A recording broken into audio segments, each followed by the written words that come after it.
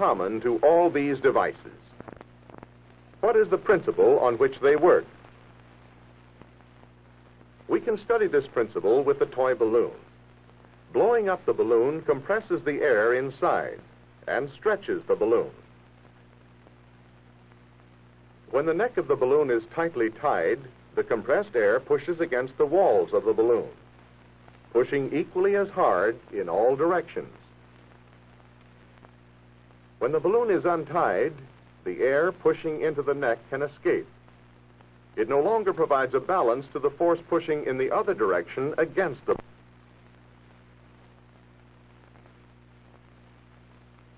The balloon is pushed in the direction away from the escaping air. This is the principle of reaction. The balloon is exactly equal and opposite to the action force of the escaping air. Remember, Isaac Newton first stated this principle many years ago. To every action, there is an equal and opposite reaction.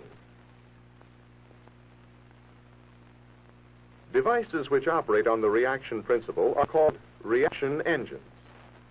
There are two important types: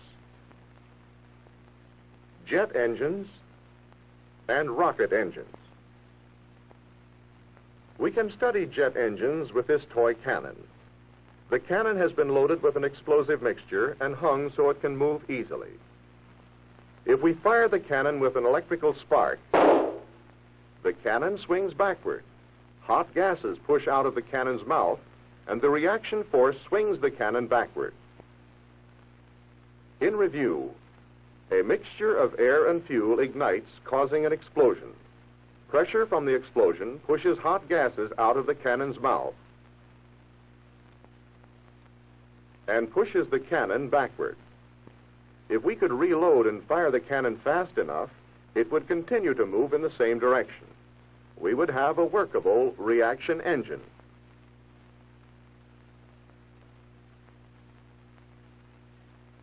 During World War II, German scientists devised just such an engine to propel the dreaded buzz bomb.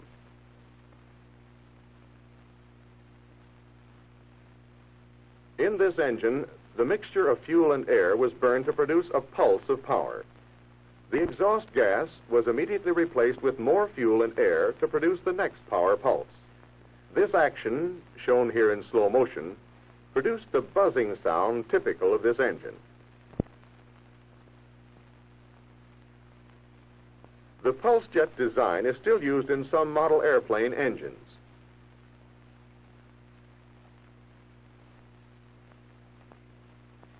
Unlike the pulse jet, the simplest kind of jet engine provides a steady power output. The hot, high-pressure exhaust gases produce a continuous reaction push or thrust.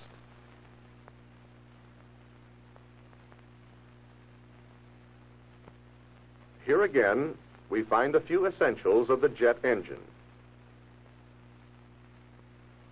Fuel mixed with air to form a combustible mixture.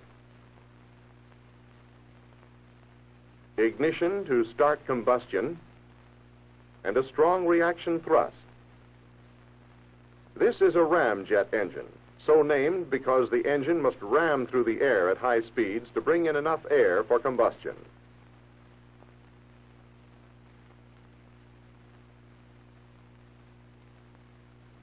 However, jet engines must often be operated when they are not moving through the air.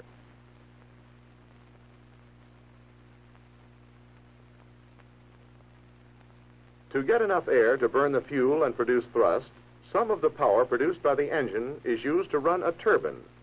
The turbine is connected to an air pump or compressor, which brings in the great quantity of air needed by the engine. The turbine gives this engine its name, the turbojet engine.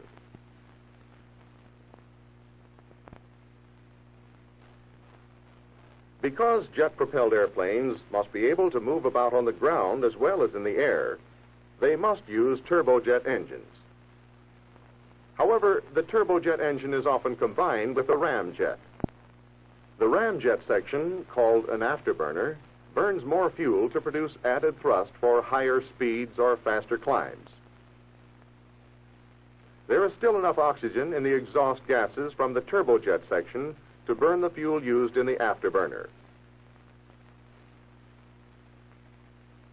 Reviewing the turbojet engine, we have seen that it has but few moving parts. In the front of the engine is a compressor which pumps in huge amounts of air.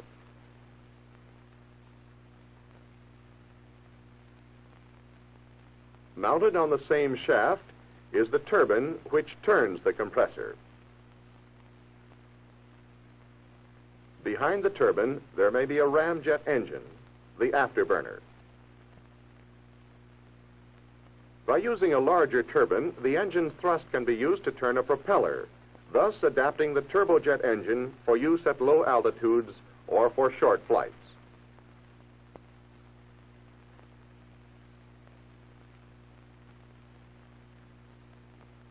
The jet engines we've been studying need oxygen from the air to burn fuel to produce thrust.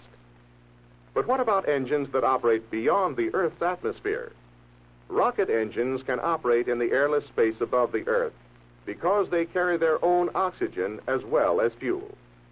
Like the jet engines, rockets are reaction engines, depending upon the production of high-pressure gases to develop a reaction thrust.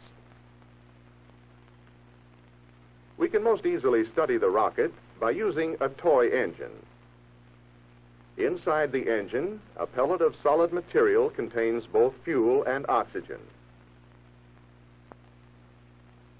A short fuse is used to ignite the fuel.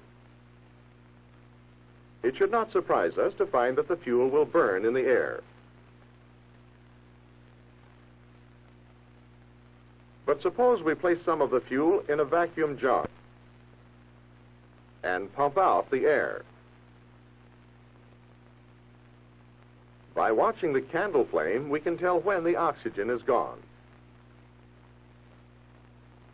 Now a spark ignites the fuse, and the rocket fuel burns as well in a vacuum as it did in the air. Using the vacuum jar, we can also show that a rocket engine will develop thrust in a vacuum. Rockets actually work better in a vacuum because there is no air to hinder the rocket's flight through space.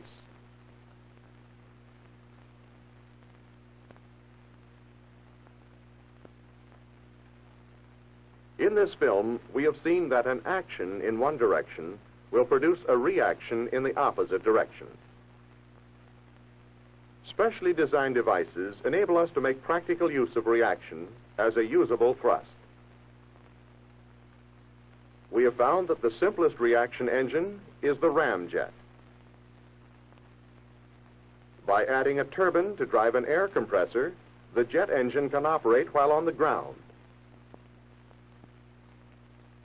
By using a jet engine to turn a propeller, we can adapt the jet to economical, short-flight, low-altitude operation.